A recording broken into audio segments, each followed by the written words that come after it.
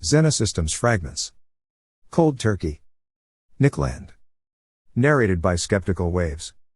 Neo-reactionary excitement has generated a wave of strategy discussions, focused upon Moldbug's antiversity model of organized dissident knowledge.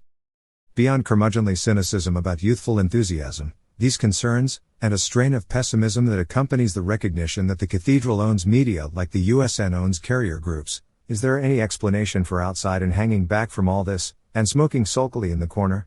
If there's a single term that accounts for our reluctance, it's cold turkey.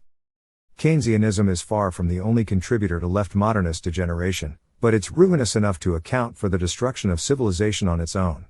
The fact that it's most realistically conceived as a symptom of democratized politics, and still deeper things, doesn't affect its narrative role.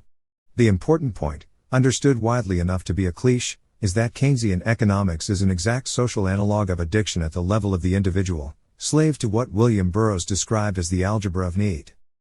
Money is made into a drug, and the solution to the pain of craving is to crank up the dose. However bad it gets, if you just scale up the fix, the suffering goes away. Junkies can survive for a shockingly long time. Perhaps there's no end to it, that's a question for the right on the money discussion.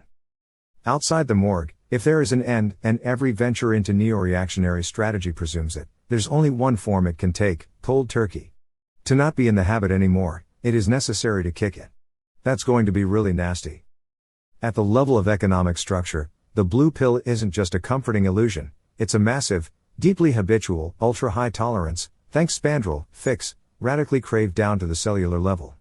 Society has been doing this for a long time, and by now it's mainlining crates of the stuff. People die of cold turkey.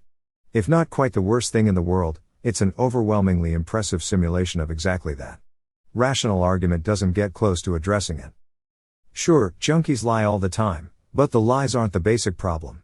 Correcting the lies gets nowhere, because nobody is even really pretending. When the junkie lies, he knows, everybody knows that the fundamental message is simply, I want more junk. He'll say anything that gets fractionally closer to the next fix. Hence the circus of democracy. The pusher laughs at rational argument.